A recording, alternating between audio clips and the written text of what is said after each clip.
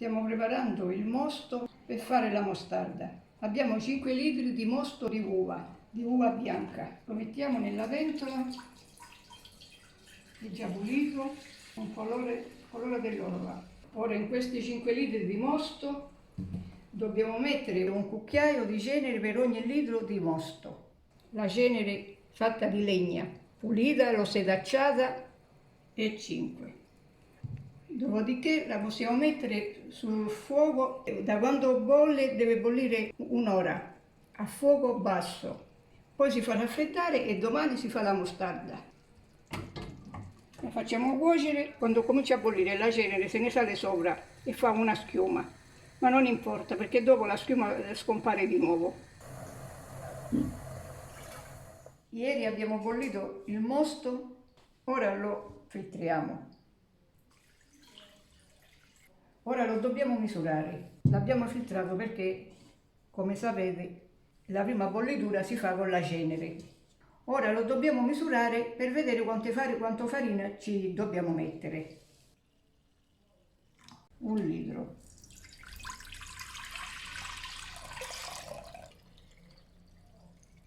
Due litri. 3 litri. Ora questo lo lasciamo qui per sciogliere la farina. La farina se ne mette 100 grammi per ogni litro di mosto, perciò la pesiamo, ce ne vuole 350 grammi. Se la farina la sedacciamo, la mostarda viene più fina, più delicata. La cominciamo a girare. La farina si deve sciogliere tutta, deve diventare come una cremina.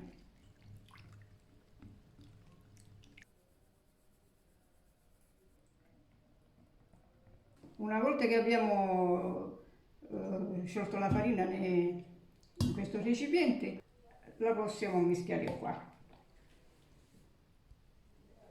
A questo punto gli mettiamo una bella grattugiata di mandarino, di buccia di mandarino.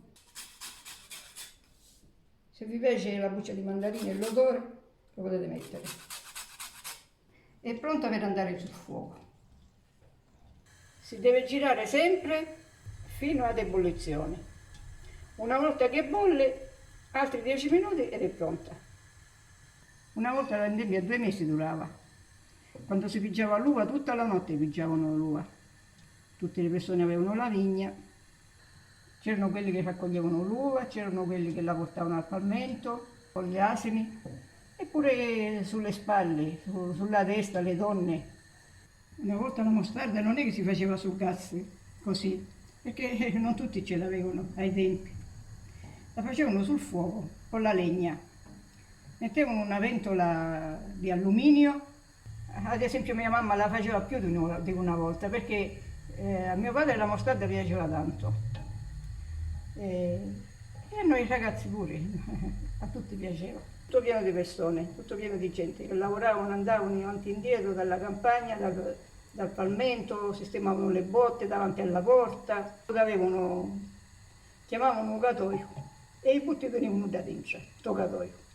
Perciò c'era confusione, chi preparava la botte, chi vendemmiava prima, chi vendemmiava dopo, e c'era una bella confusione nelle strade, si vedevano tutte queste cose. Accendevano il fuoco per riscaldare l'acqua, per lavare la botte, la preparavano, ci voleva l'acqua ben calda. Già quasi siamo alla fine.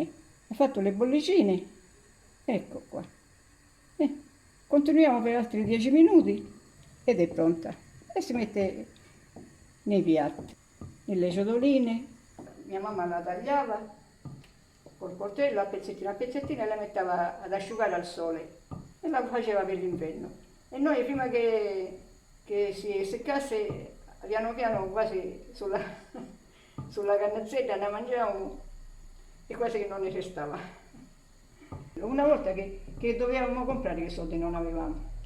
Se qualcuno ci dava 10 lire, 20 lire, di questi tempi io parlo, di quando c'erano i 10 lire. Sì, le ciotole quando si deve riempire si devono bagnare sotto l'acqua. Così quando la dobbiamo tagliare o svuotare si distacca più facilmente. Si deve aspettare solo che si raffredda e poi si può mangiare. Oppure domani, poi si mette nel frigo durante la settimana. Di sopra potete mettere, se preferite, solo cannella, oppure se piace si fanno delle mandorle o noci tostate, si frullano un pochino e si mettono di sopra. Questa è la mostarda che abbiamo fatto la prima volta. L'abbiamo essiccata queste due formine ed è venuta così.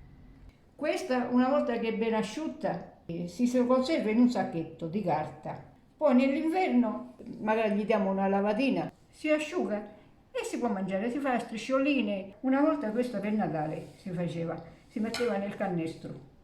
La mostarda di uva siciliana è pronta. Se la volete copiare, se vi è piaciuta, fatela, la potete condividere oppure dite come la fate voi, che noi l'accettiamo i consigli.